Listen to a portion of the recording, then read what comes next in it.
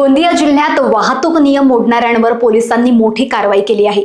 फक्त 10 महिन्यात वाहतुकीचे नियम मोडणाऱ्या नागरिकांकडून तब्बल 31,28,000 रुपयांचा दंड वसूल करण्यात आलाय। ट्रिपल सीट दुचाकी चालवणाऱ्या वाहन चालकांची संख्या चिंताजनक पातळीवर पोहोचली आहे।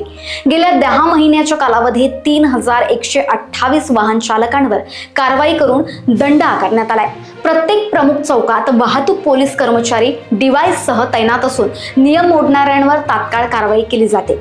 जिल्हा वाहतूक शाखेचे पोलीस निरीक्षक नागेश भास्कर यांनी सांगितलं की दुचाकीवर ट्रिपल सीट प्रवास अजिबात करू नये। चारचाकी वाहन चालवताना सीट बेल्टचा वापर अनिवार्य आहे। वाहन चालविताना मोबाईल फोनचा वापर टाळावा।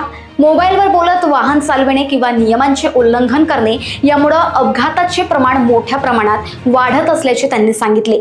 नियमांचे काटेकोर पालन केल्यास अपघात टाळता येऊ शकतो असंही त्यांनी स्पष्ट केले। गोंदिया जिल्ह्याचे पोलीस अधीक्षक आदरणीय गोरख भांबरे साहेब तसेच अपर पोलीस अधीक्षक अभय डोंगरे साहेब यांच्या मार्गदर्शनाखाली जिल्हा वाहतूक शाखेने मागील 10 महिन्यामध्ये ट्रिपल सीट दुचाकी वाहन स्वारांवर एकूण 3,128 जणांवर दंडात्मक कारवाई केलेली आहे आणि त्यांच्या 31,28,000 रुपयाचा दंड केलेला आहे।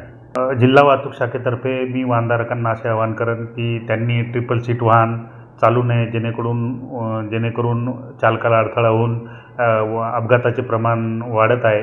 त्यामुळे त्यांनी ट्रिपल सीट वाहन चालू नये, मोबाईल टॉकिंग करू नये, त्याचप्रमाणे वाहतुकीच्या नियमांचे तंतोतंत पालन करावे, त्याचप्रमाणे हेल्मेट परिधान करावे, जेणेकरून अपघाताच्या वेळी आपल्या सुरक्षितता पाळली जाईल। लोकवाहिनी न्यूज करिता ब्युरो रिपोर्ट गोंदिया।